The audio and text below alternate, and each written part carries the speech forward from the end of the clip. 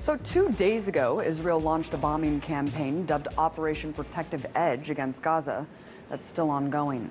But despite the horrors on the ground, the mainstream media seems to only be telling one side of the story.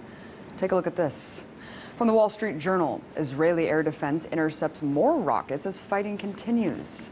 And the LA Times goes on to declare that Palestinian rockets reach farther into Israel. And lastly, the New York Times makes it seem like there's an equal playing field by stating Israel and Hamas simply exchange fire.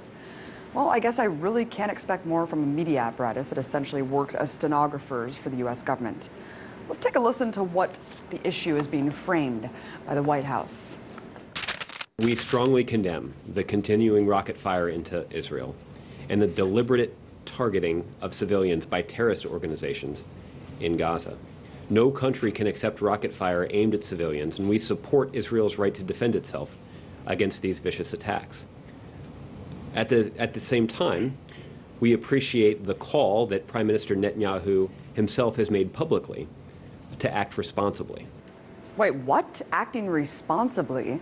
I must be in the twilight zone, because to me, the collective punishment of an entire population is the opposite of responsible. So, what's the reality on the ground? Well, just in the last 24 hours, Israeli forces have conducted airstrikes that have struck 160 sites in Gaza, according to the IDF. In total, 550 sites have been bombed. And considering the fact that Gaza is one of the most densely populated places on Earth, with over 1 million inhabitants, any aerial strike conducted in the region almost certainly means civilian deaths. In fact, at the time of this broadcast, the strikes have killed at least 53 Palestinians, including 8 children and an 80-year-old woman. According to the Palestinian Minister of Public Works and Housing, at least 50 homes have been destroyed so far and 1,700 damaged. So when the IDF talks about hitting, quote, Hamas targets, remember that Hamas is the democratically elected leadership of Gaza, which could mean any government building or social services for Palestinians. So while the U.S. government can go on and on about Israel's right to defend itself, take heed of the increasing death toll in Gaza and the fact that no Israelis have yet died as a result of Hamas rockets. Look, I denounce deadly force on both sides. But it's important to not frame this as a cycle of violence that's equal. One is the colonizer-oppressor, the other, the colonized oppressed.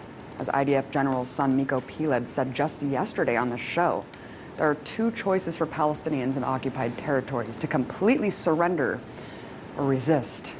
And resistance is what we're seeing now. I'm sick of my Palestinian friends losing their friends and family every time Israel goes on the offense against innocent people living in an open-air prison. So if demolishing homes, conducting mass arrests, and bombing civilians is, quote, responsible, I shudder to think how many people have to die in order to define irresponsibility.